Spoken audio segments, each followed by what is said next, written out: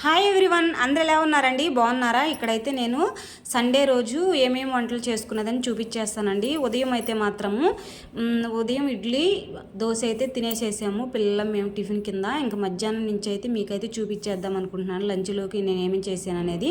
ఇంకా బిర్యానీ, పన్నీర్ కర్రీ, ఇంకా సొరకాయ సాంబార్ అయితే పెడదాం అనుకుంటున్నాను అండి. పప్పు అయితే ఉడకబెట్టేసాను. అదైతే పప్పు కొంచెం గ్యాస్ అంతా ఒలిగిపోయింది. ఇంకా వంట చేసిన తర్వాత అయితే శుభ్రం చేయాలి. ఇంకా ముందుగా అయితే నా ఛానల్కి వెళ్ళేవాళ్ళు, కొత్తగా చూసేవాళ్ళు సబ్స్క్రైబ్ అయితే చేసుకోండి. మీరు ఒక్క లైక్ కానీ చేసుకున్నారంటే నా ఛానల్ గ్రోత్ అవుతుంది. మిమ్మల్ని నేను ఏమి అడగట్లేదండి, ప్రతి వీడియోలో మరీ అడుగుతున్నాను. ఒక్క లైక్ చేసుకోండి ప్లీజ్. లైక్లు మాత్రం చాలా తక్కువ వస్తున్నాయి. ఒక్క లైక్ అంటే చేసుకోండి. ఇంక ఇక్కడైతే తాలింపు అయితే పెట్టేసేసుకున్నాను. పప్పు ఉడక పెట్టిన తర్వాత మనకు 15 నిమిషాలు అయితే ఇంకా సాంబార్ అయితే అయిపోతుంది. నేను చూపించేస్తాను, చూసేయండి. ముందుగా తాలింపు పెట్టుకున్నా కదా కుక్కర్లో, సొరకాయ ముక్కలు వేసేసి కారం, కొంచెం పసుపు, ఉప్పు అయితే మర్చిపోయానండి నేను. ఇంకా సొరకాయ ముక్కలు కూడా బాగా సప్పకున్నాయి. తినేటప్పుడు అయితే మా వారు అయితే బాగలేదు, సొరకాయ ముక్కలే బాగాలేదు. ఇంకా రసం అయితే బాగానే ఉంది, పప్పుచారు అయితే బాగుందని పెట్టేసుకొని అయితే తిన్నారు. ఇంక ఇక్కడైతే నేను మూత అయితే కొంచెం వాటర్ వేసి మూత అయితే పెట్టేసేసుకుంటున్నాను. మనకి తొందరగా అయిపోవాలంటే కుక్కర్ అయితే తొందరగా అయిపోయిద్దండి. ఇంక మూత పెట్టేసుకొని ఒక్క 2 విజిల్స్ వస్తే చాలు, బాగా ఉడికిపోయిద్ది ముక్క. ఇంక ఈ విధంగా అయితే ఉడికిందండి చూడండి. దీంట్లో అయితే పప్పు, చింతపండు రసం అయితే పోసేసుకుంటున్నాను. ఆల్రెడీ పప్పు ఉడకబెట్టుకొని ఎనిపి పెట్టుకున్నాను కదండి. ఇంక ఇదైతే ఒక పక్క ఉడుకుతూ ఇంకా చింతపండు అయితే పోసేసుకొని సాల్ట్ ఇప్పుడైతే వేసాను. సాల్ట్ వేసేసిన తర్వాత మూత అయితే పెట్టేసుకున్నాను. కొంచెం సాంబార్ పొడి వేసేసుకొని ఇది ఒక పక్క చేస్తూనే ఇంకో పక్క అయితే పన్నీర్ కర్రీకి అయితే రెడీ చేసుకున్నానండి. పన్నీర్ ముక్కలకు తరిగేసుకొని దానికి కావాల్సినవి చేసి పెట్టేసుకున్నాను.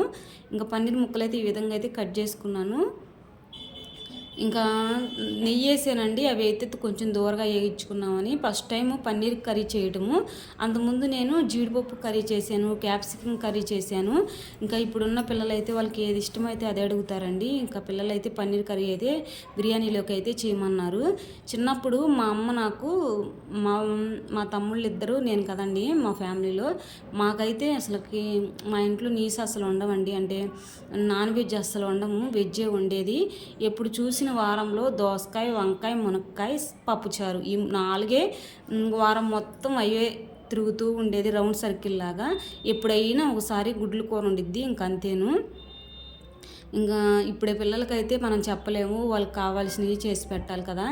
ఇంకా ఇక్కడైతే పన్నీర్కి అయితే తీసి పెట్టేసుకొని పన్నీరు, ఇంకా టమాటా ఎర్రగడ్డలు మగ్గనిచ్చేసేసి అల్లం టమాటా పేస్ట్ కొంచెం ఎక్కువ వేసానండి. ఇంకా కూర తినేటప్పుడు కొంచెం తీపి తగిలింది, కానీ పిల్లలకు బాగా నచ్చింది. మా వారైతే తిన్నాడు కానీ కొంచెం తీపి ఎక్కువైంది అన్నాడు. కారం వేసేసి కొంచెం కొత్తిమీర వేసి వాటర్ పోసేసుకున్నాను. దాంట్లో కొంచెం ధనియాల పొడి కూడా వేసేసుకున్నానండి. ఇంక ఇది పన్నీర్ కర్రీ ఉడుకుతూ ఉంది కదా, దీన్ని రెడీ చేసుకుంటూనే బిర్యానీకి అయితే నేను ఒక దబరా అయితే క్లీన్ చేసేసుకొని పెట్టేసేసుకున్నాను పొయ్యి మీద. ఇంకా నెయ్యి అయితే వేసుకున్నానండి. ఇంకా ఆయిల్ ఏమి వేసుకోకుండా నెయ్యితోనే బిర్యానీ చేద్దామని. ఇంకెందుకంటే మా పిల్లలు అయితే బిర్యానీ నెయ్యి ఎక్కువ తినరండి, అంటే దాని స్మెల్ పడదు.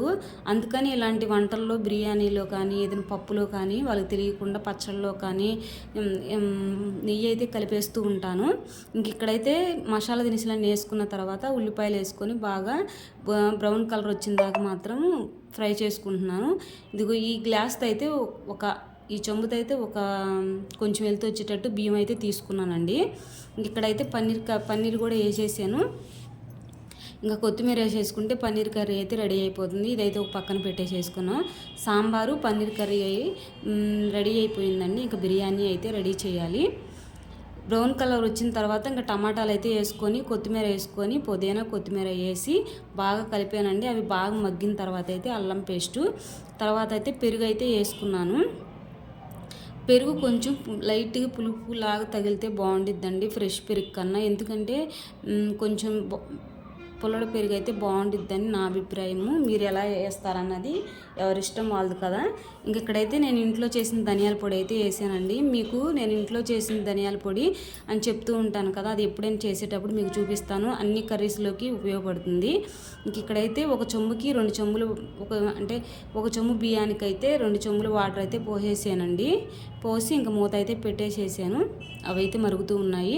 ఇవి మరిగేలోపు నేను ఖాళీ ఎందుకులని చెప్పి బియ్యం కూడా నానపెట్టేసుకున్నాను కదని, అంట్లు పొద్దున్న టిఫిన్ చేసినవి ఇంక ఈ పూట వంట చేసేవి పడుంటాయి కదండి, అవి కూడా క్లీన్ చేసేసుకుంటున్నాను. ఎందుకంటే మళ్ళీ పిల్లలు మధ్యాహ్నం భోజనం చేసిన తర్వాత ఇంకా అవి ఇవి ఎక్కువ అయిపోతాయని అంట్లు కూడా కడిగేసేసుకున్నాను. ఇంకో పక్క అయితే ఇంకా బియ్యం అయితే సిట్లో వేసేసాను.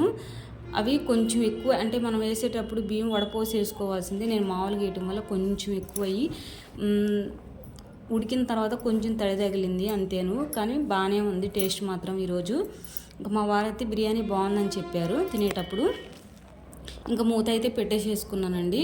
ఇంకా అదైతే ఉడుకుతుంది. బరువు కోసం అయితే ఇంకా రోలు అయితే పెట్టాను ఆవిరిపోకుండా.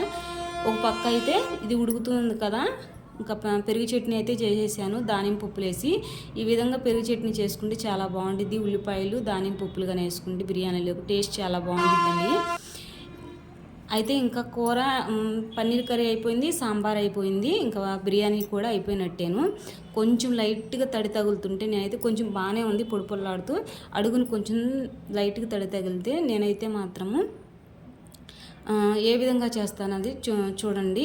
పెనం పెడతానండి పొయ్యి మీద, పెనం మీద ఈ దబరా పెడతాను. అప్పుడు అడుగు అంటకుండానే ఈ నిమ్మంతా లాగేస్తుంది. చూసేయండి నేను ఎలా పెడుతున్నాను అనేది. ఒక పెనం అయితే ఇలా పెట్టేసేసుకొని దాని మీద అయితే మాత్రము బిర్యానీ దబరా అయితే ఇలా పెట్టేసేస్తే సిమ్లో పెట్టేసేస్తానండి. అది ఒక 5-10 నిమిషాల్లోకి బాగుంటుంది. ఇంకా మేమైతే అందరం కూర్చొని ఫ్రెష్ అయ్యి వచ్చిన తర్వాత అందరం కూర్చొని ఈ వీడియో భోజనం అయితే చేసేస్తున్నాము. మా పిల్లలు అయితే చాలా లైక్ చేసి షేర్ చేసి సబ్స్క్రైబ్ చేసుకోండి. ఈ వీడియో మీద మీ అభిప్రాయాన్ని నాకైతే కామెంట్ బాక్స్లో కామెంట్ చేయండి. బాయ్.